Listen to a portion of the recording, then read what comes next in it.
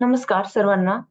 आपण या व्हिडिओमध्ये शिकणार आहोत, की डेटा सायन्स शिकल्यानंतर तुम्ही कोणते-कोणते रोल्स आणि रिस्पॉन्सिबिलिटीज प्ले करू शकता. एखाद्या कंपनीमध्ये तुम्ही कोणत्या-कोणत्या भूमिका निभावू शकता. यामध्ये सर्वात अ, आधी आपण बघूयात रोल्स कसे-कसे असणार आहेत. डेटा सायन्स डेव्हलपर म्हणजे तुम्ही एक अल्गोरिदम वगैरे, मॉडेल वगैरे क्रिएट करून फ्युचर प्रेडिक्ट करण्याचं काम करणार. एनालिस्ट म्हणजे जो काही डेटा आहे, तो प्रिव्हियस डेटा कोणत्या पद्धतीचा आहे, कशा फॉर्मॅटचा आहे, ते तुम्ही अॅनलाईज करणार. ठीक आहे. रिसर्चर्स म्हणून देखील तुम्ही ॲज अ जॉइन करू शकता कुठल्याही इंडस्ट्रीमध्ये. बिग डेटा स्पेशलिस्ट तुम्ही म्हणाल किंवा बिझनेस पर्सन तुम्ही म्हणू शकता स्वतःला, डेटा सायंटिस्ट तुम्ही म्हणू शकता किंवा इन्फ्रा इंजिनिअर म्हणू शकता. या सगळ्या ज्या काही रोल्स आहेत त्या ॲज अ डेटा सायंटिस्ट म्हणून किंवा या सगळ्या गोष्टी शिकल्यानंतर तुम्ही हे सगळे रोल्स पार पाडू शकता. ठीक आहे. वन बाय वन आपण बघू data science infrastructure engineers. Basically यांचं काम काय आहे? जे काही इन्फ्रास्ट्रक्चर मॉनिटरिंग आहे, ॲप्लिकेशन मेंटेनन्स आहे किंवा मॅनेजमेंट आहे किंवा डेटाबेस ॲडमिनिस्ट्रेशन या सगळ्या गोष्टींचं काम डेटा सायन्स इन्फ्रास्ट्रक्चर इंजिनिअरचं असतं. IT infrastructure from servers and network to processes ह्या सगळ्या गोष्टी देखील ते बघतात. Data science engineers are hardcore techies who deal with data science infrastructure, that is hardware, software, applications, and other aspects to get the back end of data science up and running. Basically जोपर्यंत data, server या गोष्टी monitor आणि manage होणार नाही, तोपर्यंत data येणार नाही आणि डेटा नाही आला तर अॅनलाईज कसा होणार? बॅकएंडच्या ज्या काही गोष्टी, हार्ड कोड गोष्टी, त्या सर्व गोष्टी डेटा सायन्स इन्फ्रास्ट्रक्चर इंजिनिअर जो आहे ते मॅनेज करत असतात.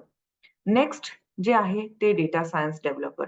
Data science developer are the ones who code the models and applications through programming in R language and Python.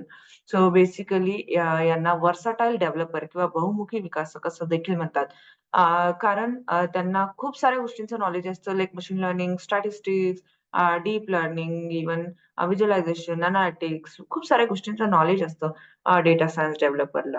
हे बेसिकली काय काम करतात तर जे काही पास्ट मधला डेटा आहे, त्या पास्ट मधल्या डेटाला छान पद्धतीने अरेंज करून, प्री प्रोसेस करून आणि मग त्यापासून फ्युचर प्रेडिक्ट करण्याचं काम करतात. As this domain of data science development is evolving rapidly म्हणजे वेगाने विकसित होणारे हे जे काही फील्ड आहे ते आहे. These developers are expected to keep themselves updated with all the latest technologies. Obviously, रोज नवीन-नवीन काही ना काही गोष्टी मार्केटमध्ये येत असतात आणि रोज या एका पर्सनला नवीन-नवीन काहीतरी शिकायचंय. इव्हन व्हॉटएव्हर आत्ता आपण जे काही शिकतोय त्या देखील गोष्टी कधी ना कधी आउटडेटेड होणार आहेत. हा एक असा पर्सन आहे डेटा सायन्स डेव्हलपर. त्याला रोज काही ना काही शिकायलाच लागेल, रोज अपडेटेड राहायला लागेल आणि त्यानंतरच तो छान पद्धतीने मार्केटमध्ये टिकू शकतो किंवा काम करू शकतो. नेक्स्ट आहे machine learning specialist. These are professionals with deep knowledge of computer science and mathematics. They engage in machine learning and deep learning heavily. They create predictive म्हणजे भविष्य सांगणारा राइट प्रेडिक्टिव्ह एक मॉडेल ते बनवणार. खूप सारे अल्गोरिदम्स आहे जसं काही रँडम फॉरेस्ट आहे, आर्टिफिशियल न्यूरल नेटवर्क आहे, KNN आहे, लिनिअर रिग्रेशन, लॉजिस्टिक रिग्रेशन, के मीन्स, नेव्ह बायस झालं, डिसिजन ट्री झालं. असे खूप साऱ्या पद्धतीने वेगवेगळे अल्गोरिदम अप्लाय करून ते बेसिकली एक फ्युचरिस्टिक मॉडेल क्रिएट करतात, की ज्याचा यूज करून तुम्ही फ्युचर प्रेडिक्ट करू शकता. They are masters in all kind of data mining techniques, pruning, regularization, etc., helping to create robust data science model, which can be used in creating great business insights. Basically robust म्हणजे कुठल्याही data सोबत चालणारे. ठीक आहे. हे जे लोक आहेत ते डेटा मायनिंग म्हणजे डेटामधून इन्साइट्स गोळा करणं किंवा डेटामधून महत्वाचा इन्फॉर्मेशन एक्स्ट्रॅक्ट करण्यासाठी हे लोक खूप स्किल्ड असतात. ते झाले मशीन लर्निंग स्पेशलिस्ट. ठीक आहे. त्यानंतर आहे big data specialist. Now big data specialist focused on designing model for big data processing as one of the building block of data science workflow. So big data म्हणजे काय आलं, की कुठलाही असा एक डेटा जो एका पर्टिक्युलर सिस्टमसाठी तो खूप जास्त आहे. त्या सिस्टमच्या लिमिटच्या बाहेर तो डेटा आहे. त्याला म्हणणार आपण बिग डेटा.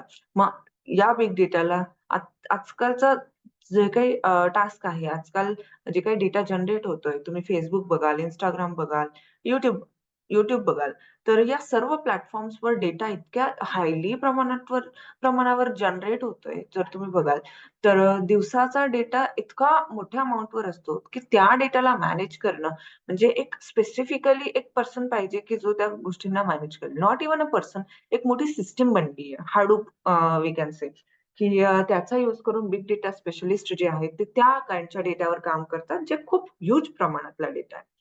सो ही एक फील्ड झाली. त्यानंतर रिसर्चर्स एक डोमेन झालं, expertise. So these professionals have more experience in data analysis and data science related statistics along with significant expertise in specific domains such as HR, marketing, analysis or healthcare or finance. So basically researchers म्हणजे हे सर्व डोमेनवर काम न करता एक कुठल्या तरी डोमेनमध्ये त्यांनी एक स्पेसिफिकेशन मिळवलेलं आहे. प्रोफिशियन्सी मिळवली आणि मग त्या एका डोमेनवर ते रिसर्च वगैरे करतात. राइट? तर त्या एका फील्डसाठी सुद्धा डेटा सायन्स खूप महत्वाचं आहे. They have less emphasis and knowledge in back-end parts such as IT infrastructure, coding and computer science. So त्यांना यामध्ये जास्त काही इंटरेस्ट नाहीये, की इन्फ्रास्ट्रक्चर, कोडिंग काय वगैरे. त्यांना त्या एका गोष्टीवर फक्त त्यांना रिसर्च करायचे, की what all things will going to happen and why this all happen आणि फ्युचरमध्ये काय होऊ शकतं. या सर्व गोष्टी. आणि मग आहे डेटा सायन्स अॅनालिस्ट. सेम जे काही डेटा ट्री एनालिसिस आहे डेटाचं किंवा including website analysis, retrieving data from various data sources and creating data visualisation. So हे ईझी टू अंडरस्टँड फॉर्मॅटमध्ये तुम्हाला देण्याचा प्रयत्न करेल आणि decision makers to gain valuable business insights. So data science analyst हे त्यांचा डेटा अॅनलाईज करून मग ते डेटा सायंटिस्ट इंजिनिअरला देतात. की जेणेकरून ते प्रिडिक्शन करण्यासाठी त्यांना ईझी होईल. सो हे काम झालं डेटा सायन्स अॅनालिस्टचं, की जे डेटाला एनालिसिस करायचं काम करतात. त्यानंतर बिझनेस पर्सन आपण एक म्हणू, की this role is the one who manages the entire data science project. So business person म्हणजे त्याला बिझनेसबद्दल सगळ्या गोष्टी माहीत असतील. एक्झॅक्टली बिझनेस काय आहे, त्याचे व्हेरिएबल्स काय आहे, डेटा कुठल्या पद्धतीने त्या बिझनेसमध्ये येतोय आणि पास्टमध्ये एक्झॅक्टली काय झालंय, त्याला या सगळ्या गोष्टींबद्दल चांगली माहीत असेल. आपण याला स्पॉन्सर देखील म्हणू शकतो.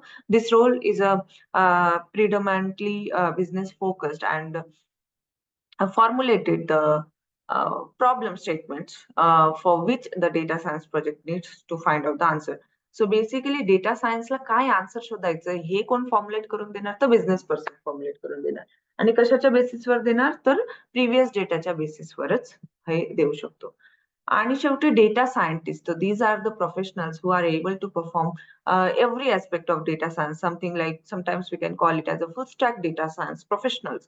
म्हणजे जे डेटा कलेक्शन पासून, मग इनसाइट्स EDA पासून, मग data preparation, feature handling, feature selection, मग मॉडेल क्रिएशन, इव्हॅल्युएशन या सर्व गोष्टी जे काही पर्सन बघतायत त्याला आपण म्हणूयात डेटा सायंटिस्ट. आणि तुम्ही जो कोर्स शिकणार आहात तो डेटा सायन्सचा कोर्स म्हणजे full stack data science. You are going to learn each and everything जे काही डेटा सायंटिस्ट लोक करणार आहेत त्या सर्व गोष्टी. सो इथे तुम्हाला एक ग्राफ दिसतोय. या ग्राफमध्ये basically business analytics and technology याचं कॉम्बिनेशन करून तुम्ही कोणत्या-कोणत्या गोष्टी करता.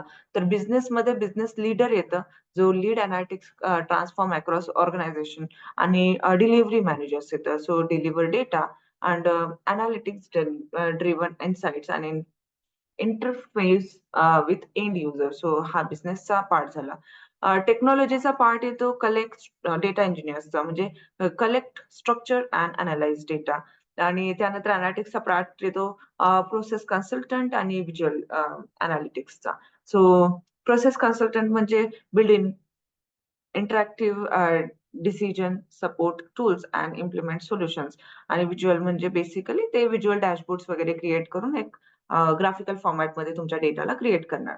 आता बिझनेस आणि टेक्नॉलॉजी याचं कॉम्बिनेशन म्हणून डेटा आर्किटेक्ट क्रिएट होतात, की जे ensures quality and consistency of present and future data flow. Technology आणि अनालिटिक्स म्हणून डेटा सायन्स इव्हॉल्व्ह झाले आणि बिझनेस आणि अनालिटिक्स म्हणून डेटा अनालिटिक्स इव्हॉल्व्ह झाले. अनालिस्ट की जे डेटाला अनालाइज करून जे काही इन्साइट्स आहेत ते देण्याचं काम करणार. So that's all. I hope तुम्हाला सर्व रोल्स अँड रिस्पॉन्सिबिलिटीज जे काही डेटा सायंटिस्ट पार पाडणार त्या सर्व कळाल्या असतील आणि या सर्व जॉब रोल्स मध्ये तुम्ही अप्लाय करू शकता as a data scientist. So thank you so much and आपण नेक्स्ट व्हिडिओमध्ये भेटूयात.